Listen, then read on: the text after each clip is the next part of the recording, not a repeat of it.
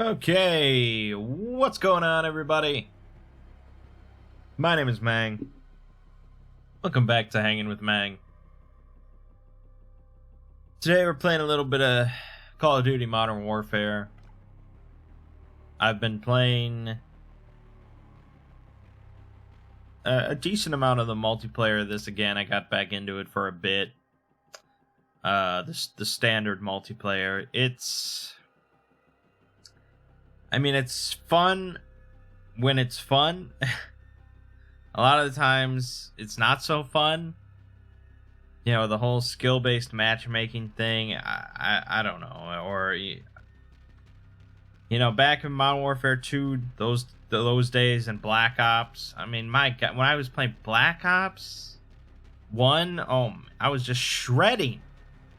Rarely did I go a match of Black Ops or Modern Warfare 2 without being at the top of the board. But now, you know, these twitchy kids, and there's just so much more like movement options, so they're sliding around and they're jumping, and they're insane. It's insane. Every game I get in, I get thrown in with these crazy twitchy bastards, and I can't keep up. So maybe here it is an instance of me getting older, or I don't know. Maybe back in the old days, you just got thrown in with noobs all day, and I was the twitchy bad. I don't know.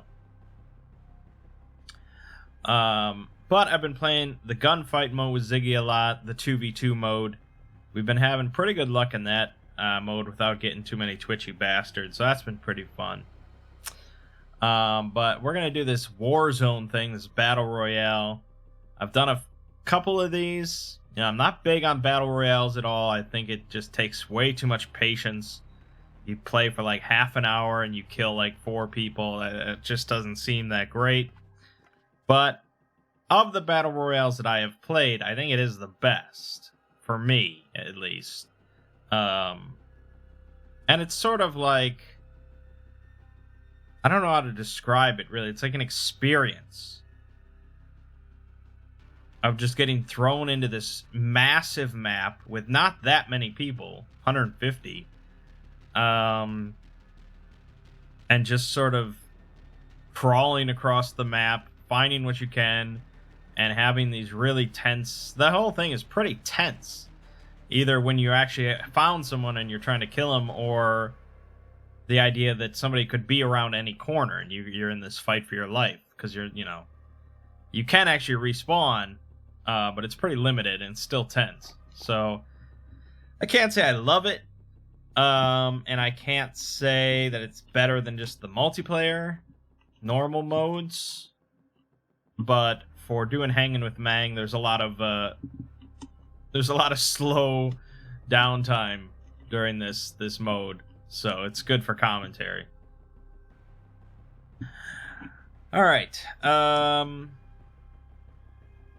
So this week, on this channel, we have Final Fantasy VII Remake and Metroid Other M. Both of those will continue throughout this next week. Full stop. Metroid Other M will finish this week. Technically, I think I might upload the final video like next Sunday or something. It really takes me a long time to finish an LP. You know, it's not like a Twitch stream where I play for 7 hours straight, you know, and you finish a game in like 2 streams. You know, usually it's 45 minutes to an hour, and I upload a video every other day. Oh my God, what is happening? What the fuck is happening? Oh my God, if this is how the game's gonna be, that's bad. This is never... Oh my... Epilepsy. Epilepsy. What the fuck?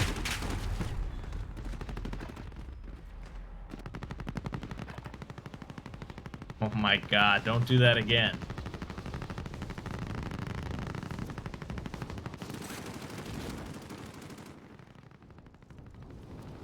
Oh my God. Okay, I'm just gonna stare at the ground to stop that. Um, yeah, it takes me a while to do LPs.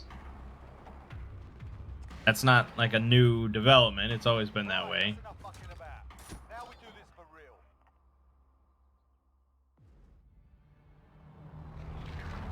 If this is still glitching in the actual game, I'm gonna have to quit out.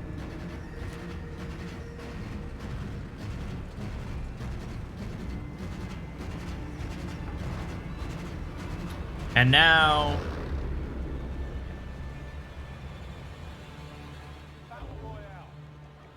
still seems like this is too loud, even it's at 35. You know, now we do Two Brothers Play once a week, so that takes up a night. Thankfully, I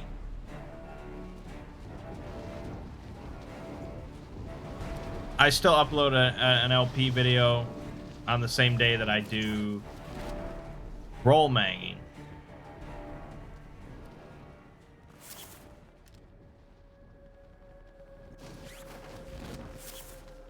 So we don't lose a day there. Yeah, takes a while.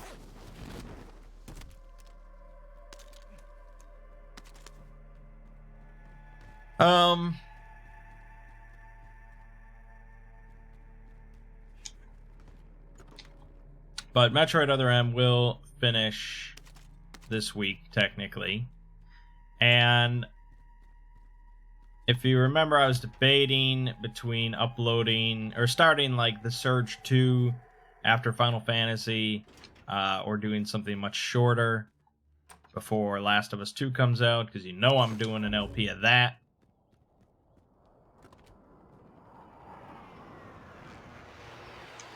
And I decided, well, why am I waiting until the end of Final Fantasy?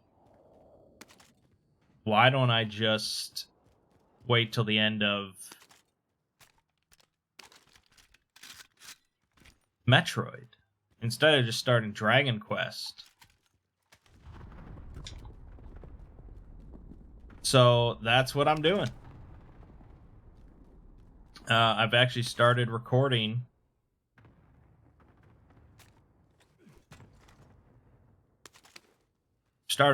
Surge 2. I've got a number of videos already recorded. Really enjoying it so far.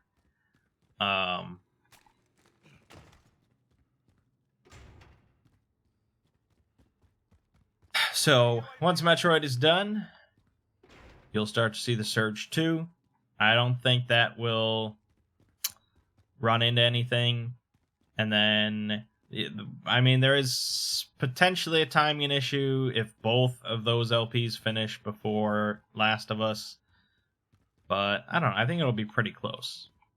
Obviously, we'll have Dragon Quest videos somewhere in there, but yeah, a lot of hype for Last of Us 2.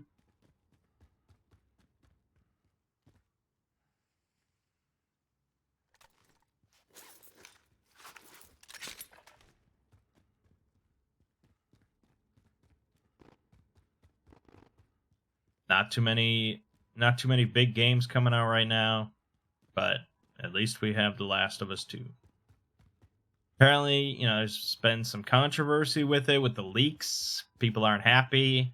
I've not heard anything about the leaks. I'm spoil-free, which is pretty impressive, considering, you know, well, the fact that I don't read YouTube comments, that helps. But I do have a Discord server that I tend to read everything, so it's a concern. But so far, I've remained spoil-free. And even if I did read a spoiler, I'd probably just assume it was fake.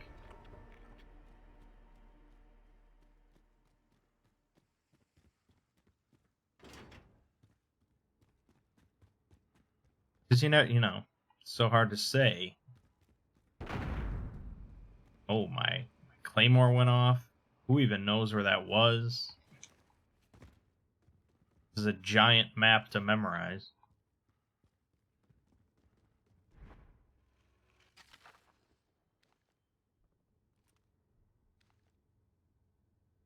Enemy precision airstrike. Take cover.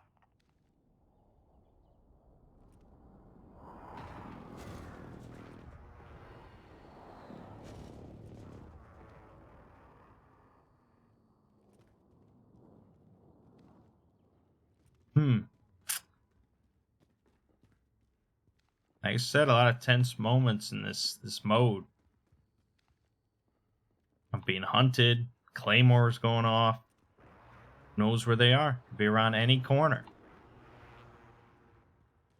And I'm not that great that I'm confident I can just kill them, especially because my equipment is subpar.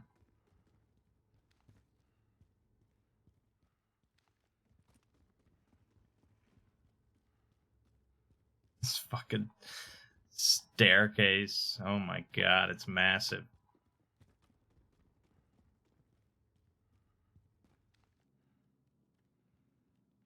I think this is where I put the claymore. That was my bouncing Betty.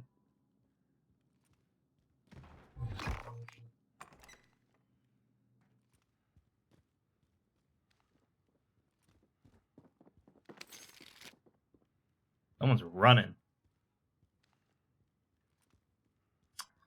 Oh man.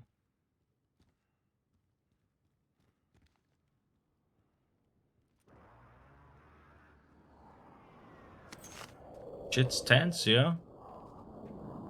I should probably just avoid the whole thing.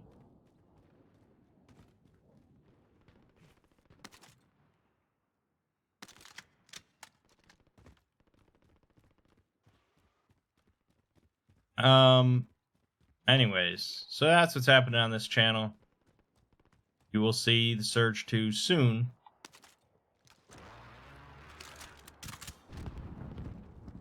Evaded the enemy track.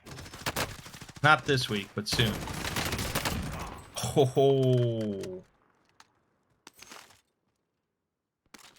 Damn, he had a cool gun. Well, if you get one kill in a Battle Royale mode, you're better than most of the kids. That's what it's all about. Being better than children. That could be good. Gas mask. Nice. Anyways, on the exploring series, we Enemy UAV overhead. put out a video about... God, that's going to be a memory check right now.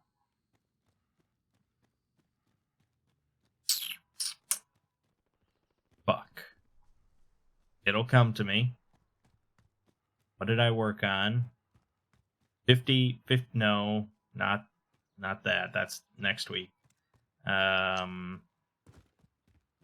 Wasn't 10,000 years. After 10,000 years. Oh, the document. Yes. That's why I couldn't remember, because I barely did anything with it. Document recovered from the Marianas Trench. Just a reading video because I took a break. And sure enough, that was like... yes, this is Warzone for Modern Warfare. That was like my number 2 video of my last 10 videos as far as view counts go. So, barely did any work for that one. Because it was just a reading video. Which, I mean, I don't know, you know. I'm sure reading channels put in some work, but from my experience of doing reading videos, it's pretty simple.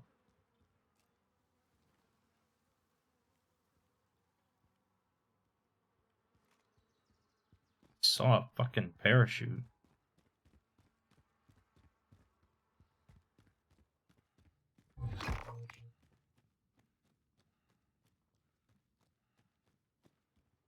I gotta get out of this. We gotta go to the fucking... I gotta do shit.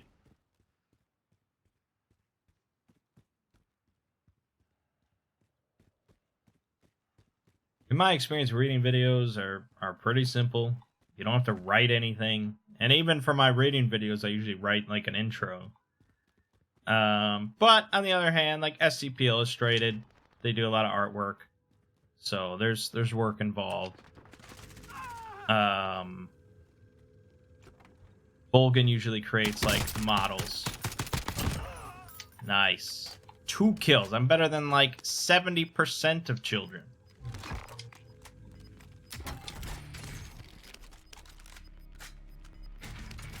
Gas is moving.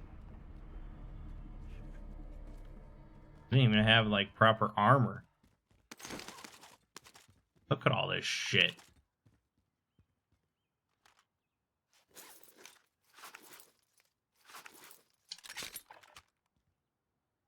Take a cluster strike. Take that. Take this fucking sniper rifle. All right, we're in business. Fuck.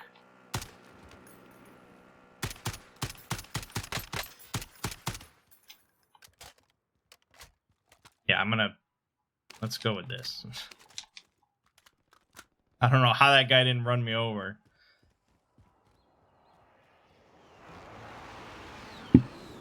Still outside the gas. Or outside the circle. But, I mean, it wasn't a very long video. It was only 12 minutes, so I didn't even put any mid-roll ads in. And... But it was a break. It was a break video. It's fine.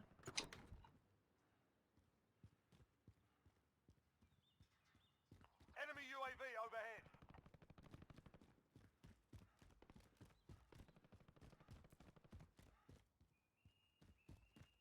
This week, though, I worked on SCP-5552, Our Stolen Theory, which is all about time travel.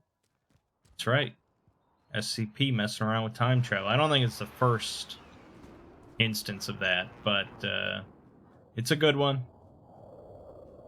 It's not like really climactic or anything. It's not like they time travel and there's some like dystopian future. You know, it's not like grandiose. It's just sort of more of like a personal tale of 2 researchers that have been working on time travel, and problems crop up. Enemy UAV overhead.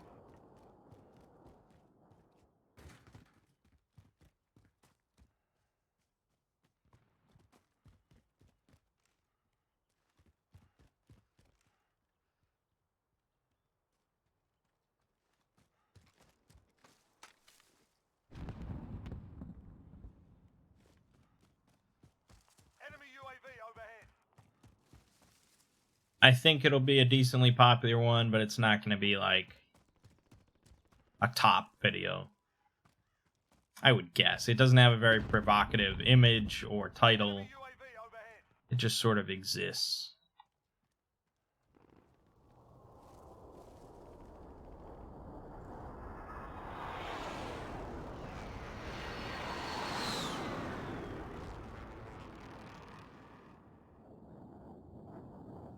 Saw someone in there. They're gonna pop out with that gas closing in. I'm gonna snipe their head off.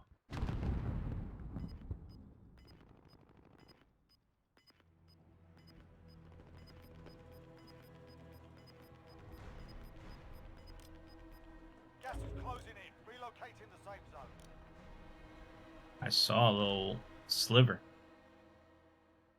Oh, there we go.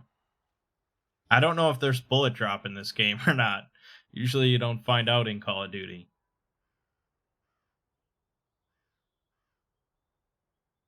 So yeah, that's that. I was supposed to, of course, work on a D&D video this week. It's been a couple weeks, but as always, I'm super lazy. I really only work on videos because I have to, like mentally.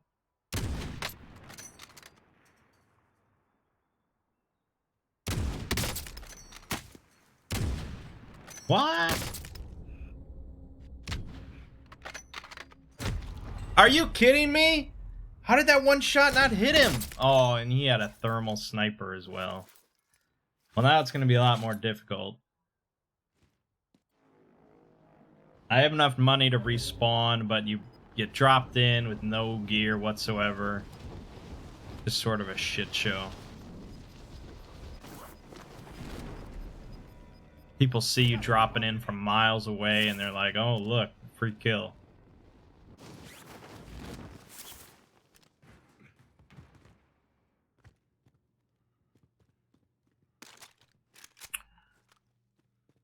What was I talking about? Enemy UAV overhead. Enemy UAV overhead. Yeah, the D&D video.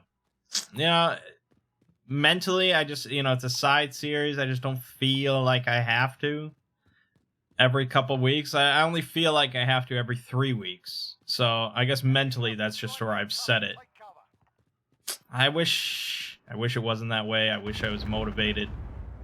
And I even like D&D. I like the videos, but I'm a lazy bastard. That's just it. That is just it.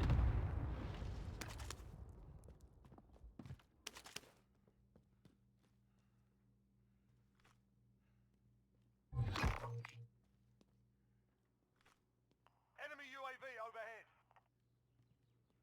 I don't even have... I have one clip for this gun. This is a disaster.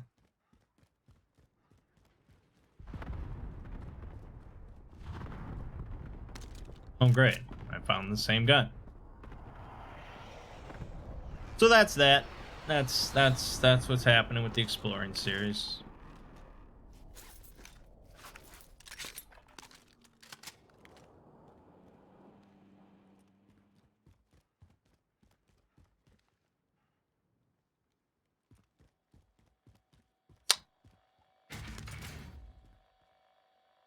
Oh, I have money.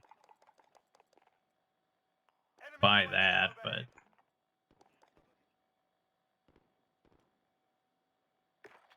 I don't think I want to buy anything.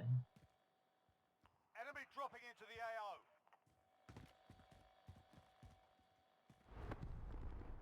See, like, I saw that guy coming in, I could just kill him. But it's sort of pointless. I mean, he doesn't have anything.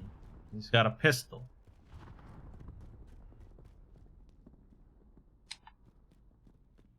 Didn't really play many board games this week. Little bit of Netrunner.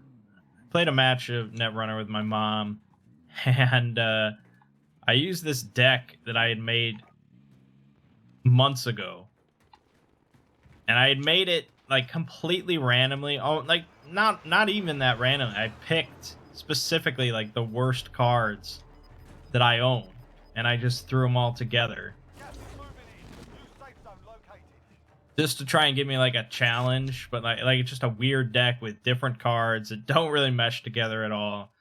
But just something different.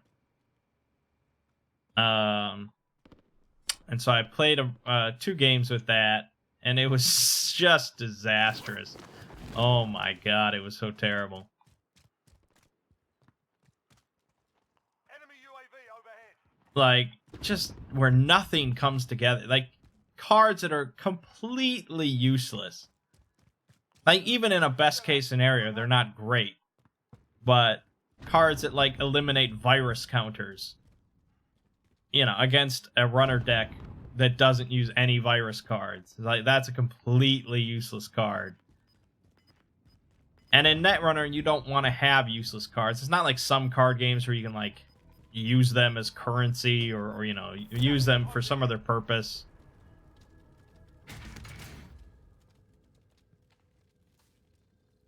These are just useless. I might get a kill. I get a kill if I'm good. I'm gonna put on those stopping power rounds.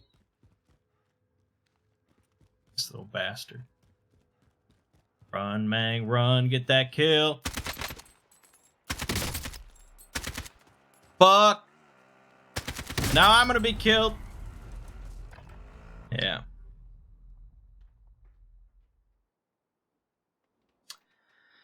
But let's talk about role manging, shall we?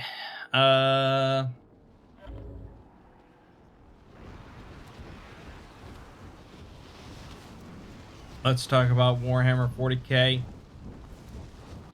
UAV overhead. Enemy dropping into Bastard. the AO.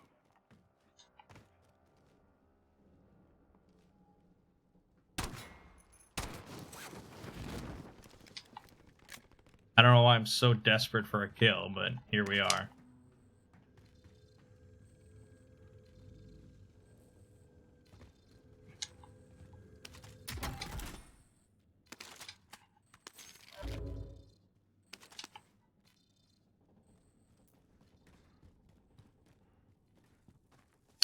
So last time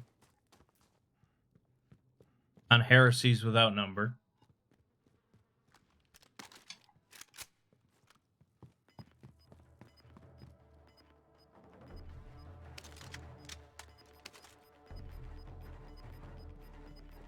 what the hell were we doing on Heresies Without Number? Get to the new safe zone.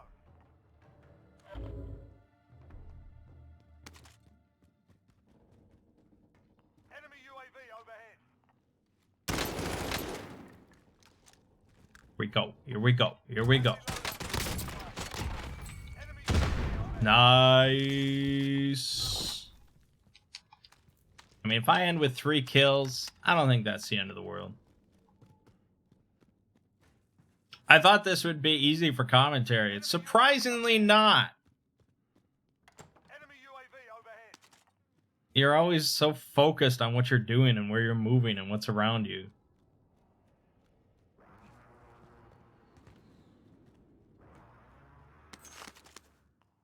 Enemy UAV overhead. Gosh, trying to remember what the fuck we were doing last time.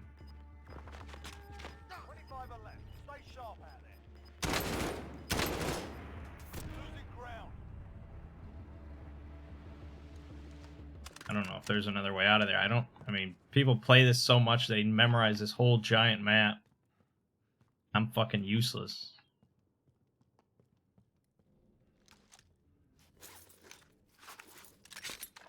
I don't even have 3 armor. Nothing on the heartbeat sensor. Must have ditched out. Oh. Here we go. Oh, fuck the gas. Oh, fuck the gas. Oh, my God. I can't even shoot him. I don't have time. Oh, my God. I don't have time. But I'm right behind him. Oh! Because I didn't have armor. The enemy took that one. I should have just gotten the kill and been happy. Well, 19th, whatever.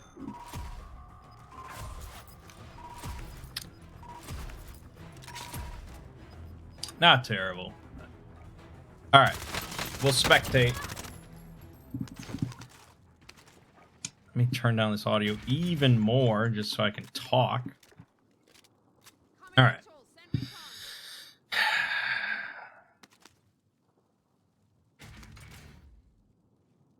Okay, right. We had done the mining thing. And now we had decided we're going to go help Ovum and the Inquisition with this investigation. There's this planet that has not been responding to any hails. They haven't been paying their tithes to the Imperium. They basically cut off themselves, or they've been cut off. And there have been reports that some sort of mercenary regime has been installed here. A Space Marine chapter had been placed there, had gone there a while back, and they're missing, or you know, something. The planet is a big mystery, and you'd think this would warrant an actual Inquisitor going, but they've decided to offload this to a rogue trader with an inquisitorial acolyte. So,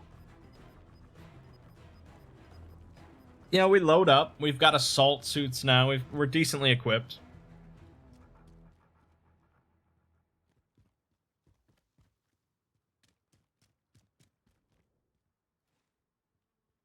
And we swoop over to this planet, and we find that basically this warp storm is surrounding the planet.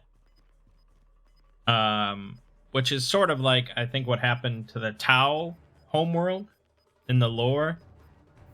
I think the Tau were cut off from the rest of the galaxy by a warp storm. I don't know if it was like around their planet specifically like this, but they were cut off, and that's basically what's happening here. There's no sort of astropathic communication happening with this warp storm surrounding the planet. And I think we didn't. It wasn't really like. I mean, I think normally you'd be able to tell. You know what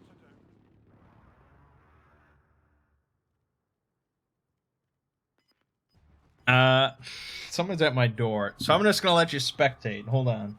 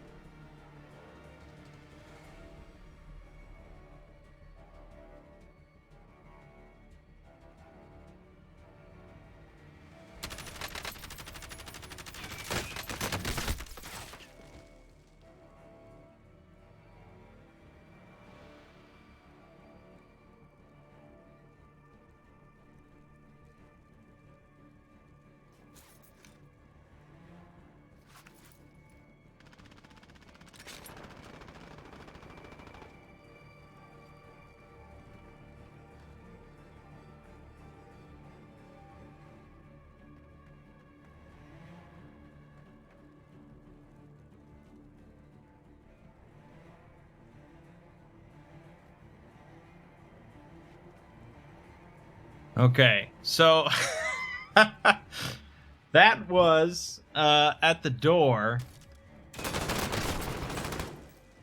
My Chinese food that I had specifically said online to schedule the delivery for 3.5 hours from now for dinner. They decided to ignore that and deliver it now. Meaning that when dinner time comes for Mother's Day, it'll be nice and cold. Brilliant. And I remember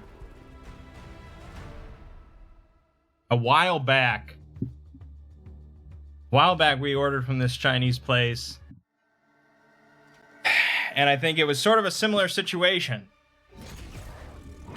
where I think my mom was like, well, why don't you just schedule the delivery instead of, ordering it and sort of guessing when they would arrive. And I'm like, I really don't trust this place with scheduling.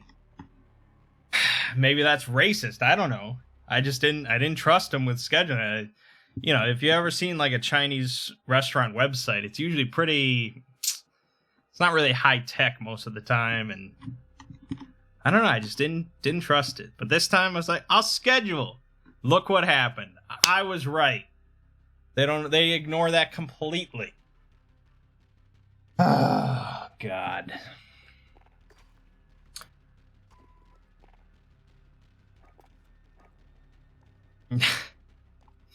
So, I'm going to have to break the news to my mother on Mother's Day that she gets cold Chinese food.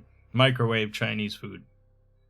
Anyways, where were we? Right. So, this warp storm around the planet. And I think, really, we should have seen this from a distance. It should have been a very visible phenomenon. But we didn't really realize that this was a warp storm until we were, like, entering the atmosphere of the planet.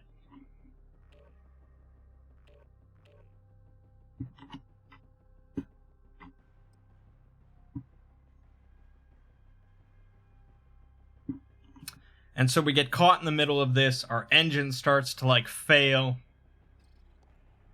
And we're contemplating, like, pulling out and just getting the fuck out of there. And so I send Thomas's character to go work on the engine, make sure it's all on the up and up, and then I have Realm's character, who is a psychic blank. I have him sort of focus on his abilities to nullify the effects of the warp around us. Now, this is sort of a, in 40K, there is no, a blank doesn't focus their abilities or anything like that. They can never turn it off. They can never amplify it. It's just on. It's just a bubble around them that nullifies any psychic or warp effects.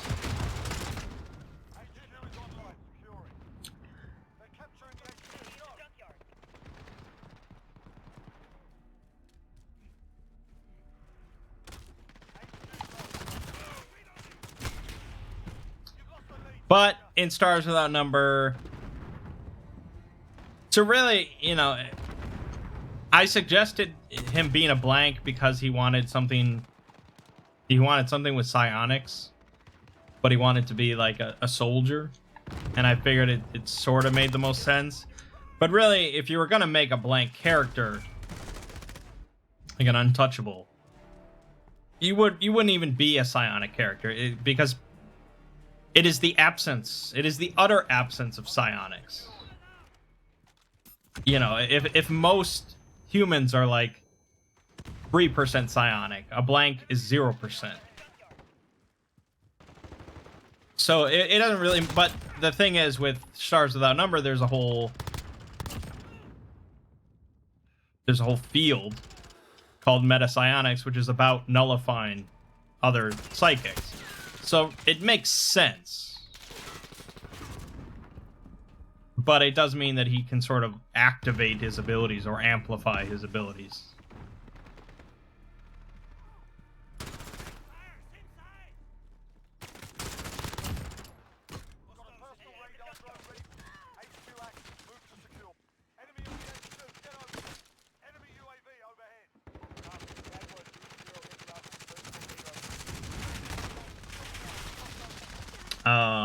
But anyways, so Thomas keeps the engine running,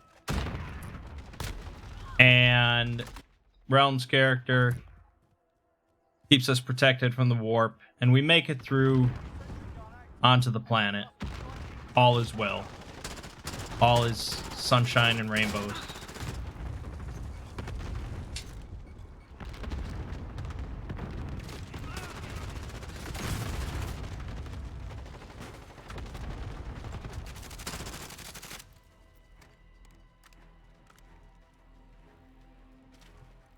We get down to the planet and we find that there's pretty much two population centers near one another.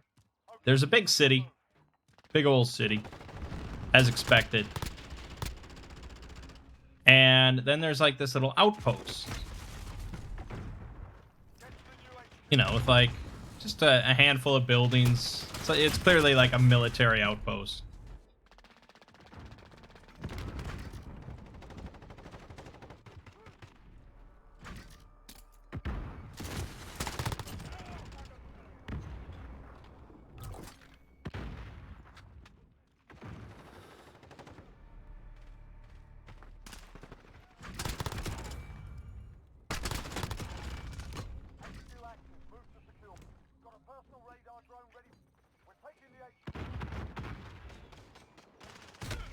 Fuck.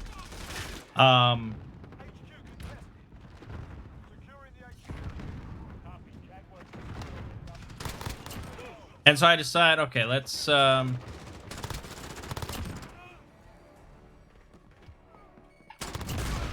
check out the outpost. If there's friendlies here, we can talk to them. If they're not friendly, at least we're not flying into the belly of the beast of the city. We're just going to this little outpost. So we fly towards the outpost, and sure enough, they have turrets there. They have like SAM turrets, or that are just immediately firing on us. Not SAM turret. It's just a mounted machine gun, but immediately firing on us.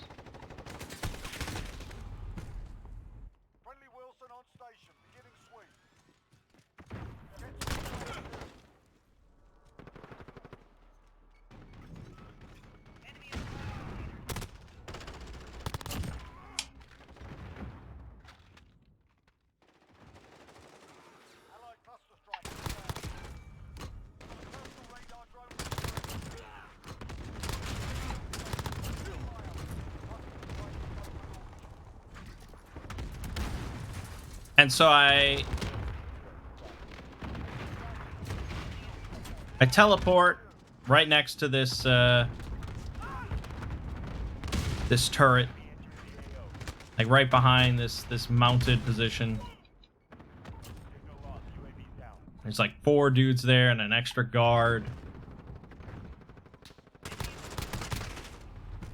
And so I immediately just prime some demo charge that I had on hand. I toss it right next to him and I blow up the whole lot of them. And there's just this guard left over. And I enter this little duel with him.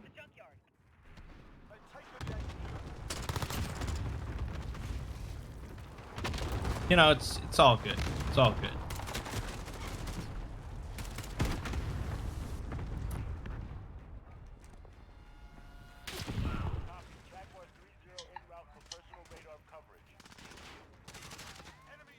But I'm like, you know, we're not, and the others like start unloading off of the ship. They start dropping down, and then they're coming out, and they're gonna, I don't know what their plan was, and it's just like, we're not going to fucking war with this outpost. They've got way more men than us, and they've got like some Chaos Space Marine lurking around.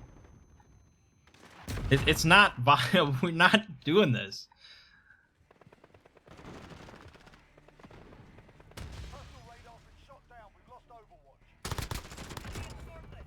That's the thing, you know, it's...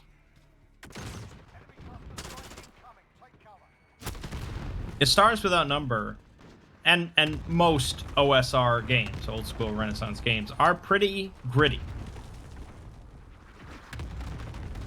You know, they're pretty gritty. They're pretty tough. If you want to stay alive for a number of sessions and win... You know, you gotta be careful. D&D is really very, like, modern D&D is very different than what these old school Renaissance games are.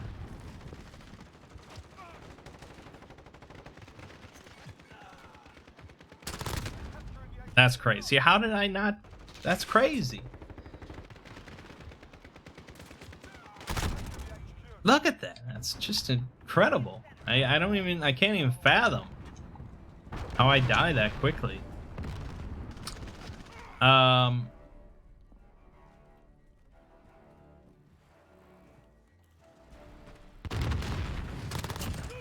so having a modern D&D mentality in a game like this is suicide. Okay, get ready to move. You will chew through characters. If your DM is not like an Uber Care Bear or something, you know, if your DM is just like, oh, you're fine, you made it. Let me fudge some dice rolls, you're all good. In that case, well, you can do whatever the fuck you want. There's no repercussion. But Ziggy is not like that. There are repercussions. We can die.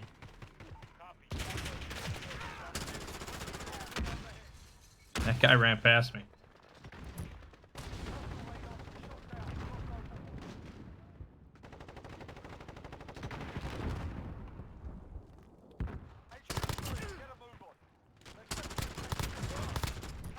Oh my god. What a fail.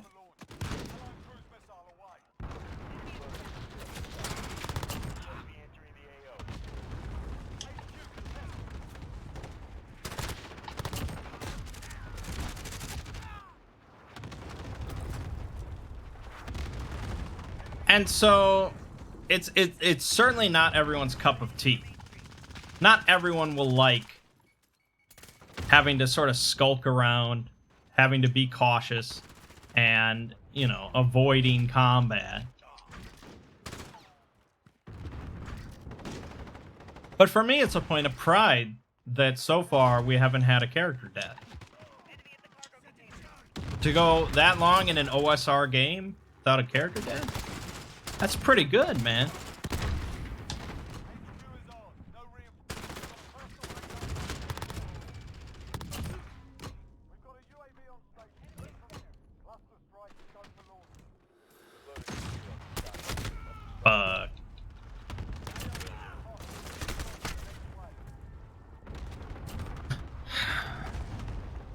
It's, yeah, I mean, it's tricky.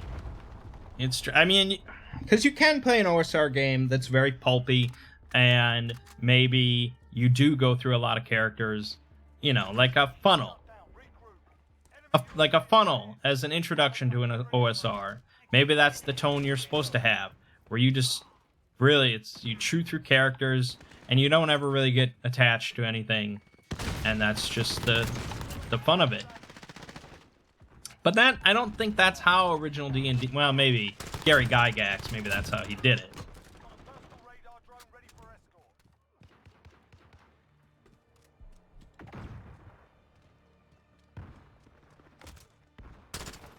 Fuck. Enemy UAV overhead.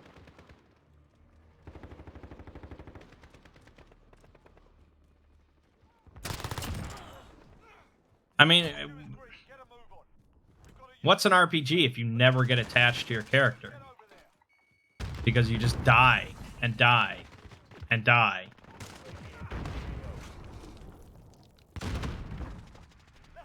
And I can't really say for certain, like, oh, if it wasn't for me, we'd have died 8 times now. Fuck, that was such a fail. You know, like I'm the end-all be-all of OSR players. I can't be stopped. Yeah, maybe they would be fine if they just charged in with their assault suits and they just kicked ass. Shutting down the enemy activity.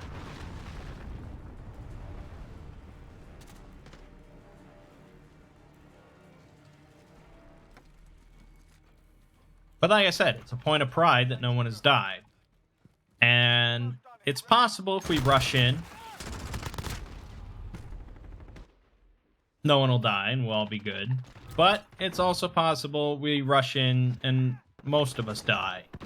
And in typical Ziggy campaign fashion,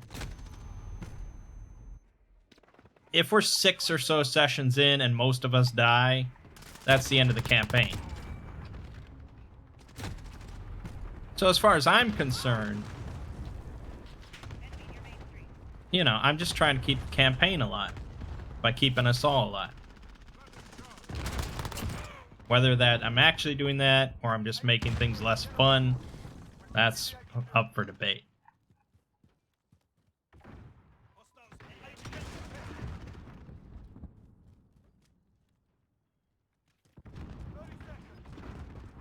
Time's up. Move your asses.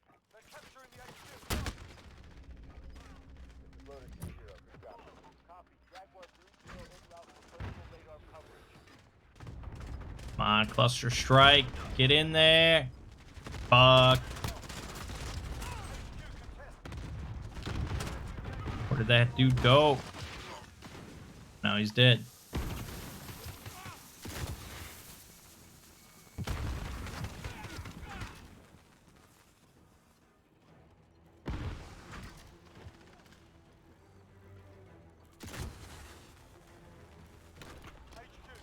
Whew. That's game over, though. Anyways, that was a bit of a rant. Not a rant, a discussion, I suppose. Bingo fuel. Recalling today. New HQ established.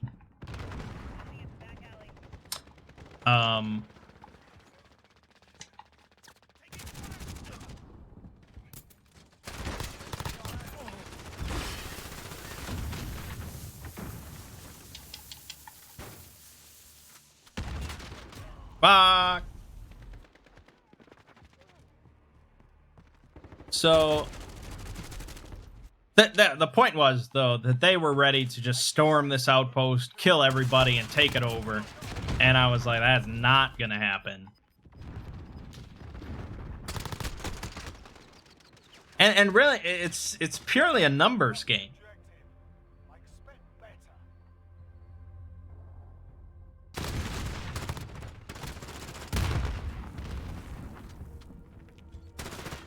It's purely a numbers game. Oh, hey, I got play of the game. Nice. In D&D, like 5th edition, 4th edition, you can just stumble headfirst into a combat encounter. And kill things, you know? You are powerful characters, you know? You are meant to be powerful characters capable of just rushing headfirst into combat. And the numbers reflect that, you know? You have extensive healing abilities. You have, you know, magic spells. You can cleave apart your enemies, and they can just sort of whittle you down. Not always, obviously. That you can go up against pretty tough stuff, depending on the DM. D&D can be pretty tough. But D&D is a very heroic game. Whereas stuff like Stars Without Number, you are not special.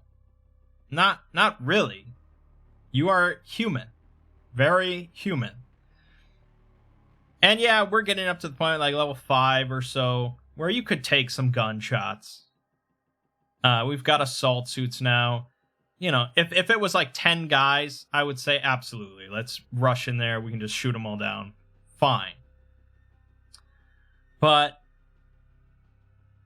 you know, especially on like Roll20, where Ziggy is not hiding dice rolls. He's not fudging any dice rolls.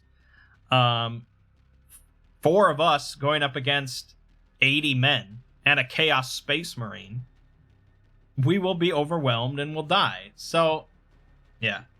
I ordered the retreat. I said, get back on that fucking ship. We're flying out of here. And we flew out of there. I caught a glimpse of the Chaos Space Marine. Very exciting. And it's like, okay, they shot at us on sight, even though we're not wearing, like, we're not showing any Imperial, like, symbols or anything like that. You know, it's not like, this ship is not like an Imperial vessel. It's a rogue trader vessel. We're part of the Imperium, but it's not like we're part of the military or the government or anything. That was my original plan, was to sort of pretend to be mercenaries, because it was supposedly his plan was under a mercenary regime. But it's far worse than that. They fired at us on sight. And sure enough, flying closer to the city, we see that all around the city, there's like a ship graveyard where they've fired on anybody that came close. So it's problematic. We can't fly in. We will be destroyed. And it seems like these people are not thinking rationally, right? This is an irrational civilization at this point that does not take kindly to strangers whatsoever. And so, even if we didn't go in with our ship, if we just went in on foot, we stand out like a sore thumb, because we don't know any of the native customs. We're brand new. We're foreign. Like, people will be able to tell we're not from around here, and we'll probably be rounded up and slaughtered or made into slaves or something. So our only bet of really entering the city, if we were to do so, would be stealth.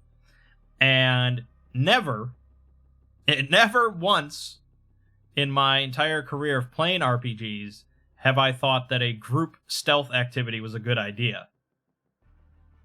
The only time it works is if one player, the stealthy player, can sort of like roll for everybody, whether that's part of the system or through like magical means or something like that. If one character with the best rolls can do the stealth for everyone, then it works. But if people have to individually make rolls, the chances of this working are infinitesimal, and I never go for it. So the stealth option is out. Fortunately, I just purchased a stealth drone that's super quiet, very hard to detect, and it can fly in there and sort of record video and audio for us, and we can see what's going on. So we send in this drone. We scope out around the city. We find out that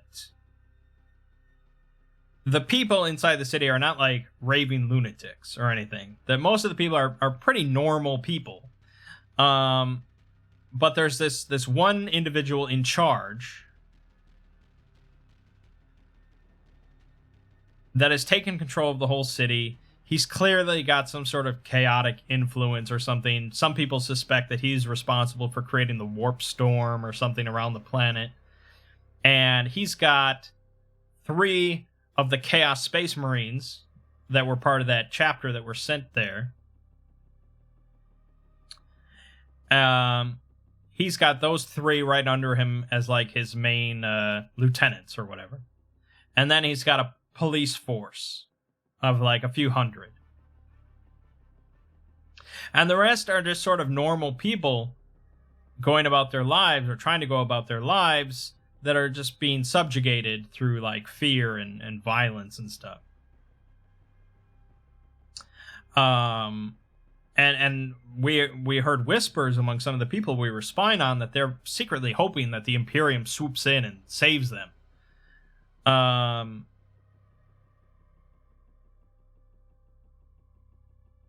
And again, a different game, different system.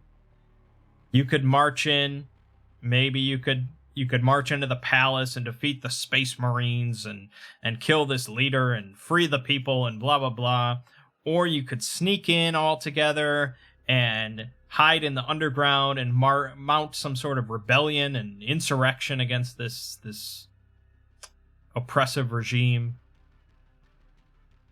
But the odds of us doing any of those things in this game, in this system,